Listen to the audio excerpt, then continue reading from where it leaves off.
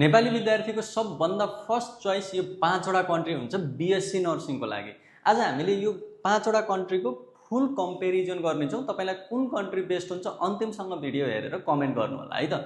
फ्याक्टरहरू छ र कन्ट्री छ नेपाल, इन्डिया, युके, न्युजिल्यान्ड र अस्ट्रेलिया।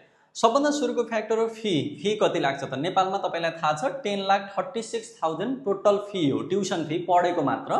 इन्डियामा 8 to 14 लाख आइसीमा चाहिँ तपाईले पढ्न र बस्न खान सबै सहित इन्क्लुडेड हुन्छ है। अब युके को कुरा गर्ने भने 12,000 to 17,000 पाउन्डसम्मको कलेजहरू एभाइलेबल हुन्छ, डिफ्रेन्ट कलेजहरू। त्यसै गरी न्युजिल्यान्डको कुरा गर्ने भने 26,000 न्युजिल्यान्ड डलरमा चाहिँ तपाईले राम्रै कलेज पाउनुहुन्छ बीएससी नर्सिङको लागि। त्यसै गरी अस्ट्रेलियाको चाहिँ 25 देखि 40,000 अस्ट्रेलियन डलरसम्मको कलेजहरू एभाइलेबल हुन्छ बीएससी नर्सिङको लागि। नेक्स्ट फ्याक्टरको कुरा गर्दा रिक्वायरमेन्ट के छ त यो पढ्नको लागि भने छ नेपालमा इन्ट्रान्स एक्जाम पास गर्नु पर्यो र पास गरिसकेपछि पनि नेपालमा जतिवटा सिट छ त्यो सिटभित्र पढ्नु पर्यो पढ्नको लागि। इन्डियामा छ भने पनि इन्ट्रान्स एक्जाम नेपालको पास त गर्नु पर्यो र डाइरेक्ट एडमिसन गर्न मिल्छ नेपालमा पास भएको छ भने। युके को लागि पनि न्युजिल्यान्डको लागि अस्ट्रेलियाको लागि एउटै छ, नेपालको इन्ट्रान्स एक्जाम पास गर्नु पर्यो, आइएल्स पिटी र एकाडेमिक रिक्वायरमेन्ट पुरा गर्नु पर्यो। तीनवटै कन्ट्रीको लागि सेम छ। अब पीआर करियर अपर्च्युनिटीको कुरा गरौँ है त। नेपालमा लिमिटेड छ, सबैलाई थाहा भएकै कुरा हो। अब नयाँ सरकारले केही चेन्ज लिनुभयो भने राम्रो होला भन्ने आशा गरौँ। अब इन्डियामा मोडरेट टाइपको हुन्छ, राम्रै प्याकेजहरू पनि एभाइलेबल हुन्छ। प्लस युकेमा हाई डिमान्ड छ नर्सिङहरूको लागि, न्युजिल्यान्ड हाई पीआर चान्स छ। त्यस्तै गरेर अस्ट्रेलियामा पनि धेरै राम्रो पीआर चान्स एभाइलेबल हुन्छ है त। हाईको स्पेलिङ मिस्टेक भयो चाहिँ टी हटाइदिनु होला।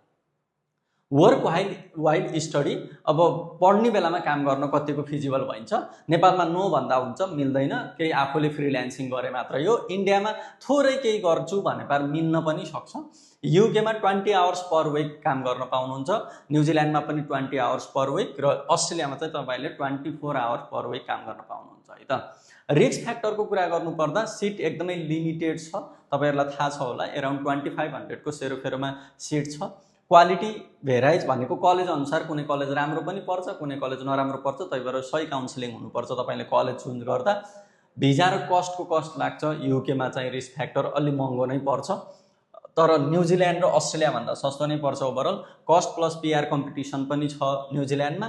यता चाहिँ अलि स्ट्रिक्ट रुल भएको भएर कस्ट पनि हाई पर्छ र पीआर को लागि पनि तपाईले थोरै धेरै स्ट्रगल गर्नुपर्छ। राम्रो एकाडेमिक छ भने चाहिँ पीआर सजिलै पनि पाउन सक्नुहुन्छ। यसरी 5 वटा कन्ट्रीको हामीले कुरा गरिसक्यौ। तपाईको लागि सबभन्दा धेरै ख्याल गर्नुपर्ने के कुरा रहेछ त भन्दा तपाईको फ्यामिलीले कतिको बजेटमा पठाउन सक्नुहुन्छ। फ्यामिलीलाई बर्डन गर्ने तरिकाले स्टडी प्लान गर्नु पनि हुँदैन। तसर्थ यो 5 वटा कन्ट्रीमा कुन कन्ट्री बेस्ट होला भन्ने तरिकाले तपाईले आफ्नो परिवारसँग सल्लाह गर्नुहोस्। त्यसपछि हामीसँग पनि सम्पर्क गर्न सक्नुहुन्छ। नेपालको इन्ट्रान्स एक्जाम त पास हुनै पर्यो। 2083 को इन्ट्रान्स एक्जाम तपाईले राम्रोसँग प्रिपेयर गर्नुहोस्। यदि नेपालमै पढ्न चाहनुहुन्छ भने अथवा अरू कन्ट्रीमा जान चाहनुहुन्छ भने पनि यो वर्षको 2082 को कम्प्लिट छैन भने 83 मा कम्प्लिट गर्नै पर्यो, अथवा 82 मा कम्प्लिट हुनुहुन्छ र नेपालमा सिट पाउनु भएन भने यिनी 4 वटा पछाडिको कन्ट्री मध्ये कुनै एउटा बेस्ट अप्सन लाग्छ भने हामीलाई भिजिट गर्नुहोस् अथवा मलाई डाइरेक्ट मेसेज गर्न पनि सक्नुहुन्छ। Thank you. तपाईको दिन शुभ रहोस्।